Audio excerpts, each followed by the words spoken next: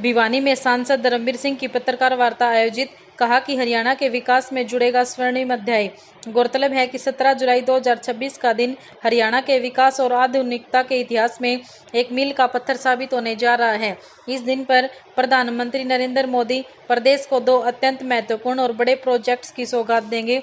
प्रधानमंत्री जहां भिवानी के बहुप्रतीक्षित पंडित नेकीराम मेडिकल कॉलेज का ऑनलाइन उद्घाटन करेंगे, वहीं जींद से देश की पहली अत्याधुनिक हाइड्रोजन ट्रेन को हरी झंडी दिखाकर रवाना करेंगे।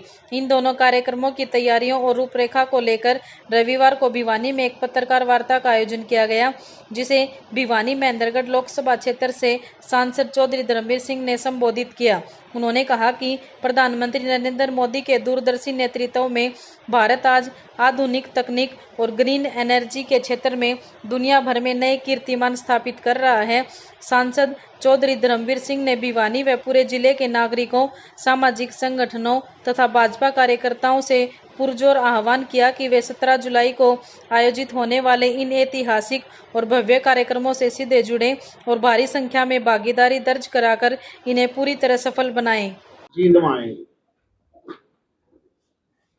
और दुनिया की, हमारे देश की पहली ऐसी ट्रेन है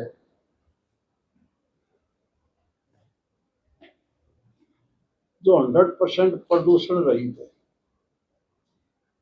एक ऐसी ट्रेन का शुभारंभ यहाँ से कर रहे हैं, हमारे लिए बड़े खुशी की बात है। उसी दिन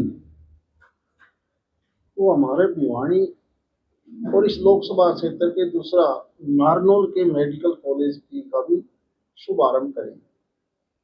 वैसे तो माननीय प्रधानमंत्री जी ने चाहे हेल्थ हो, एजुकेशन हो, इंफ्रास्ट्रक्चर हो, पानी हो, बिजली हो, सभी सेक्टरों में इन 12 साल में बहुत तेजी से एक अभूतपूर्व विकास करवाया है, ताकि ये देश 2047 से पहले विकसित भारत बन जाए।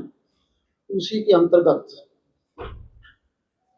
हमारी 17 तारीख को इस भिवानी में भी और कोरियावास जो महेंद्रगढ़ जिले का नारनौल शहर के पास पड़ता है, वहां का भी उद्घाटन होगा। वैसे देखा जाए, एम्स हो, मेडिकल कॉलेजेस हो, लगभग हेल्थ सेक्टर को इंप्रूव करने के लिए देश के हर जिले में, देश का हर जिला एक योजनाबद्ध तरीके से मेडिकल कॉलेजों की स्थापना की जा रही है। इसी प्रदेश में कभी मात्र एक मेडिकल कॉलेज था जिसका नाम बाद में पीजीआई होकर रोहतक में, और अब तो धीरे धीरे प्रदेश के सभी जिलों में मेडिकल कॉलेज प्रांत सरकार की सहायता से, भारत सरकार और प्रांत सरकार की मदद से हर डिस्ट्रिक्ट में बनने जा रहे हैं। उसके उद्घाटन के समारोह में हमारे माननीय प्रधान जी बैठे हैं, वीरेंद्र कौशिक जी, जी, घनश्याम जी, कपूर जी भी हैं के, जब बाकी सभी पार्टी ने 3-4 बार हमने मीटिंग वर्चुअल और दूसरी मीटिंग भी करी।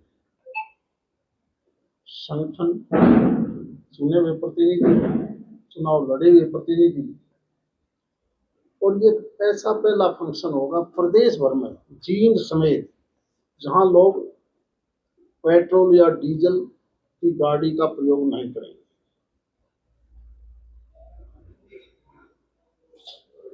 या तो पैदल आएंगे या साइकिल पर आएंगे, या वो व्हीकल होगा जिसमें ये दोनों चीजों का इस्तेमाल नहीं होगा।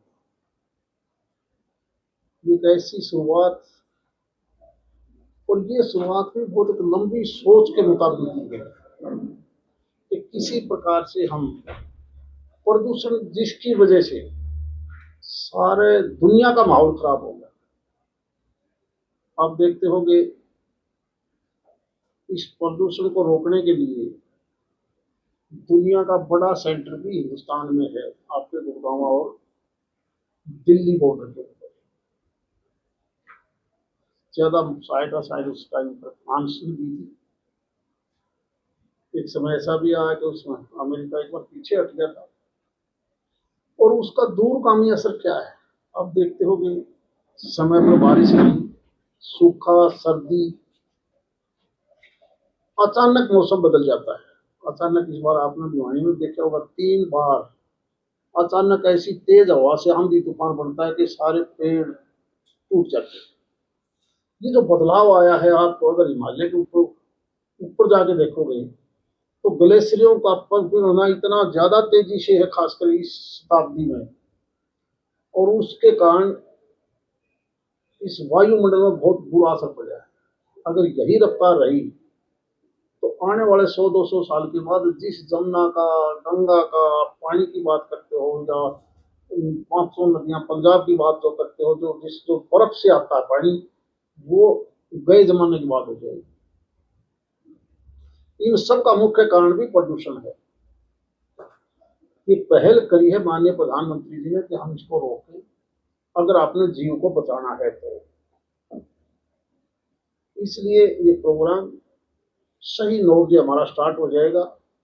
9 से पहले पहले हमारे सभी साथी, क्योंकि बड़ा इंटरेस्ट है लोगों का कि इस प्रकार से बढ़ता हुआ देश, मेन फंक्शन जींद में, और उसके बाद वर्चुअल हमारा नारनौल और भिवानी में भी होगा।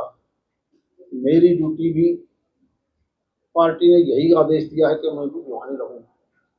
इसलिए हम सब कोशिश यही करेंगे कि अपने घर से, अपने ठिकाने से हम पैदल चलकर वहां जाएं। यही है, तो और कुछ है भाई? धन्यवाद।